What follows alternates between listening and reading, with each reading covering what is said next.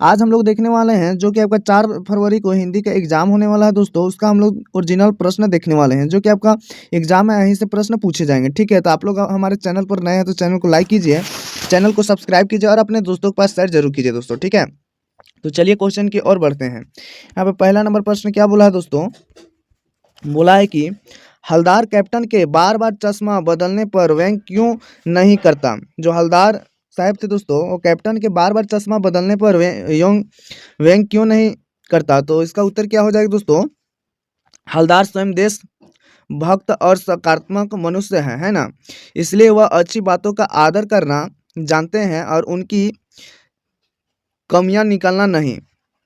यही कारण है कि कैप्टन द्वारा बार बार नेताजी का चश्मा बदलने पर वह उसकी प्रशंसा ही करते थे। ये रहा आपका आंसर इसका। ठीक है, अब हम लोग देखेंगे अगला प्रश्न क्या बोला है।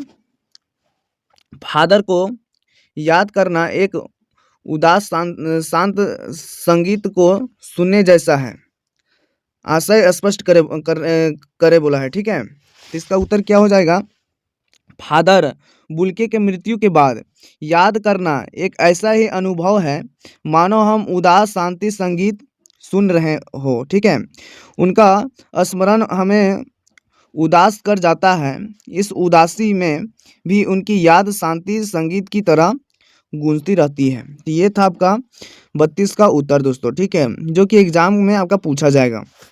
अब हम लोग देखेंगे अगला प्रश्न क्या बोला है। अगला प्रश्न बोला है, इस आत्मकथा में लेखिका के पिता ने रसोई को भटिया क्या लिखा गया है, भटिया रखना कहकर क्यों संबोधित किया है। क्यों संबोधित किया है दोस्तों, तो इसका उत्तर क्या हो जाएगा, लेखिका के पिता का आग्रह रहता था कि वह रसोई से दूर रहे। ठीक है, वे रसोई को भटिया रखाना कहते थे। उनका कहना था कि रसोई के इस भटिया रखने में रहने से व्यक्ति की प्रतिभा और क्षमता क्या हो जाती है दोस्तों, भट्टी में चली जाती है, अर्थात नष्ट हो जाती है। वे इसी समय की बर्बादी मानते थे। तो ये था आपका 33 का उत्तर दोस्तों। अब हम लोग देखेंगे 34 नंबर प्रश्न क्या बोला है। शहनाई की दुनिया में डुमरा को क्यों याद किया जाता था। जो शहनाई की दुनिया था दोस्तों, उसमें डुमरा को क्यों याद किया जाता था। तो इसका उत्तर आपका क्या हो जाएगा, और ये क्वेश्चन आपका 5 नंबर प्रश्न में पूछा जाएगा। ठीक है, तो आप लोग इसको याद कर लीजिएगा, है ना। तो इसका उत्तर आपका हो जाएगा, शहनाई की दुनिया में डुमरा को निम्नांकित कारणों से याद किया जाता था। डुमराव विश्व प्रसिद्ध शहनाई वादक बिस्मिल्लाह खान की जन्मभूमि है। ठीक है, डुमरा जो है दोस्तों, वह विश्व प्रसिद्ध शहनाई वादक बिस्मिल्लाह खान की जन्मभूमि है ना। शहनाई बजाने में जिस रीड का प्रयोग होता है दोस्तों, वह मुख्य डुमराव में सोन नदी के किनारे पाई जाती है ना। यह रीड नरकट एक प्रकार की घास से बनाई जाती है। इस समय डुमराव के कारण ही शहनाई जैसे वाद्य बजता है। ठीक है, इस प्रकार दोनों में गहरा रिश्ता है ना।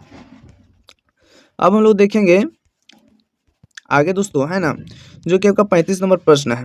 क्या बोला है दोस्तों, 35 नंबर प्रश्न आपका, गोपियों द्वारा उद्धव को भाग्यवान कहने में क्या व्यंग निहित है। तो जो गोपियों हैं दोस्तों, उनके द्वारा उद्धव को भाग्यवान क्यों कहा जाता था दोस्तों, है ना। तो गोपियां उद्धव को अति बड़ भागी अर्थात भाग्यवान कहती है। यह बात से सामान्य ढंग से ना कहकर व्यंग में कहती है। इस कथन में यह व्यंग निहित है कि उद्धव क्या लिखा गया है, श्री कृष्ण के निकट रहकर भी उनके प्रेम से क्या लिखा गया है दोस्तों, अल्पित हैं। वे कृष्ण प्रेम के बंधन में नहीं पड़े। यदि वे इसमें पड़े होते तो उनकी दशा आगे क्या हो जाएगा, भी गोपियों के समान हो जाती। मतलब कि गोपियाँ बोल रही है कि उद्धव अगर कृष्ण के प्रेम में पड़े होते तो उनकी भी दिशा हमारी तरह हो जाती। ठीक है, वे कृष्ण प्रेम के प्रति क्या लिखा गया है, निर्लिप्त बने रहने से सफल रहे हैं। अतः भाग्यशाली है वे उद्धव की स्तुति के बहाने निंदा कर रही है। ठीक है, अगला प्रश्न क्या है दोस्तों, 36 नंबर। परशुराम के क्रोध करने पर लक्ष्मण के धनुष के टूट जाने के लिए कौन कौन से तर्क क्या लिखा गया, कौन कौन से तर्क दिए।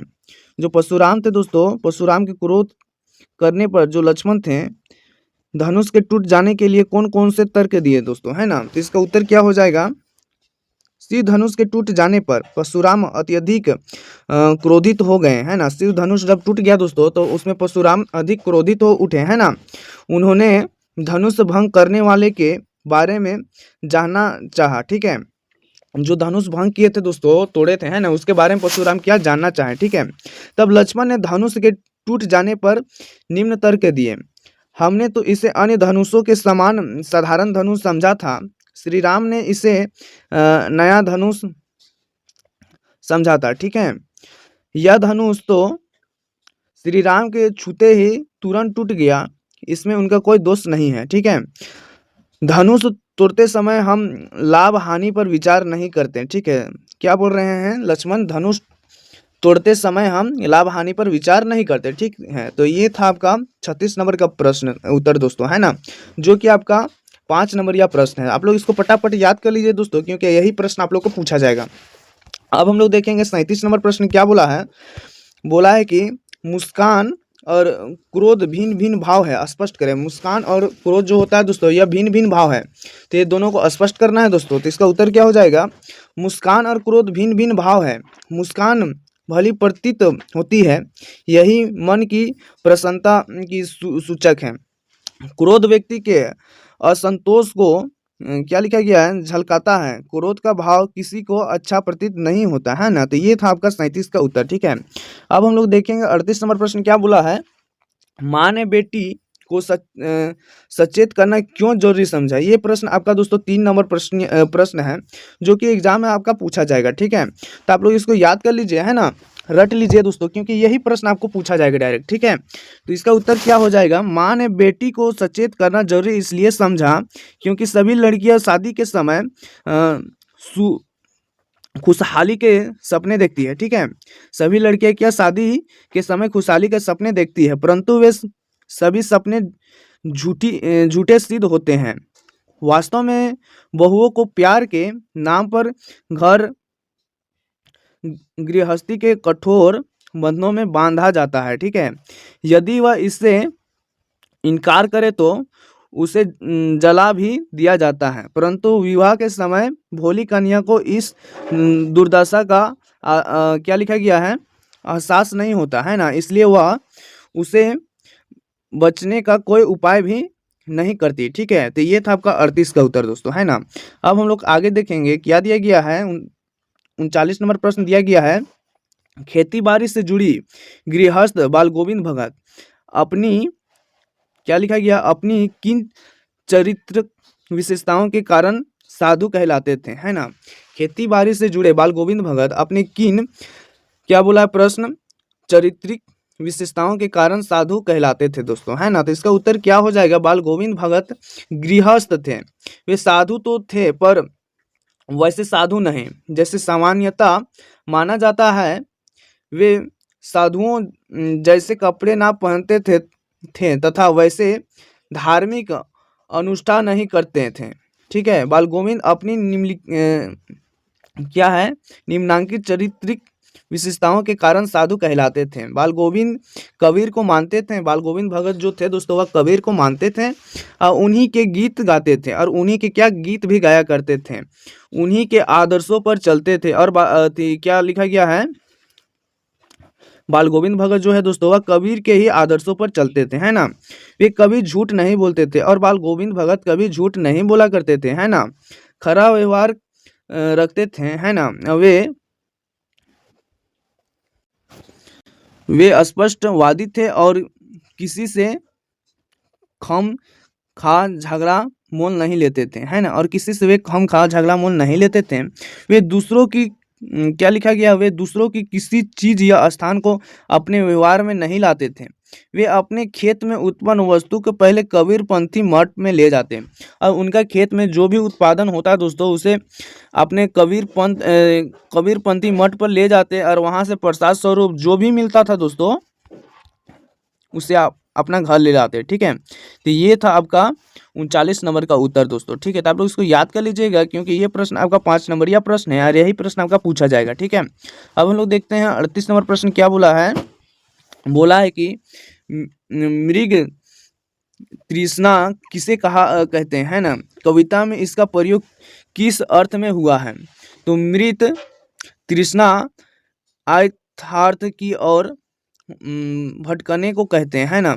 रेगिस्तान की धूप पर अब सूरज की किरणें चमकती है तो वह जल होने का भ्रम पैदा हो जाता है। और रेगिस्तान क्या लिखा गया है, रेगिस्तान की धूप पर जब सूरज की किरणें पड़ती है, जब रेगिस्तान में सूरज की धूप पड़ती है दोस्तों, तब वहाँ पे जल होने का भ्रम पैदा हो जाता है। ठीक है, हिरन उसे पाने को दौड़कर पागल सा हो जाते हैं और हिरन उसे पाने के लिए दौड़ दौड़ कर पागल जैसा हो जाते हैं। ठीक है, उसकी प्यास नहीं बुझती और हिरन की प्यास नहीं बुझती। ठीक है, इस कविता में मृग तृष्णा की स्थिति वहाँ है जहाँ हम क्या लिखा गया है, वासनाओं, कामनाओं और लालसाओं के पीछे भागते हैं, पर क्या लिखा गया है, अतृप्त के सिवाय हाथ कुछ नहीं लगता। ठीक है, व्यक्ति इस भटकाव में उलझकर रह जाता है, इसमें वास्तविकता कुछ नहीं होती, केवल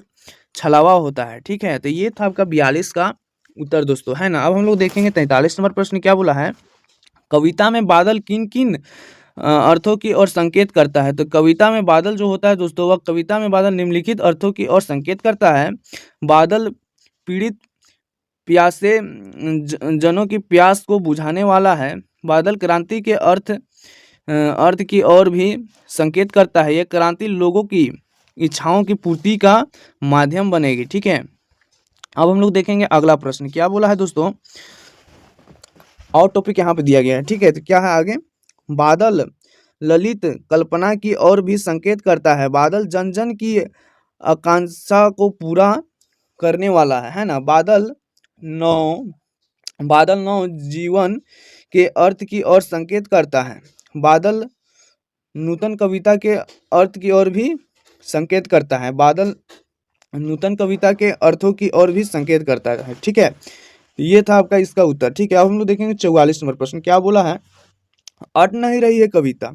अट नहीं रही कविता में कवि ने प्रकृति के क्या लिखा गया, व्यापकता का वर्णन किन रूपों में किया है।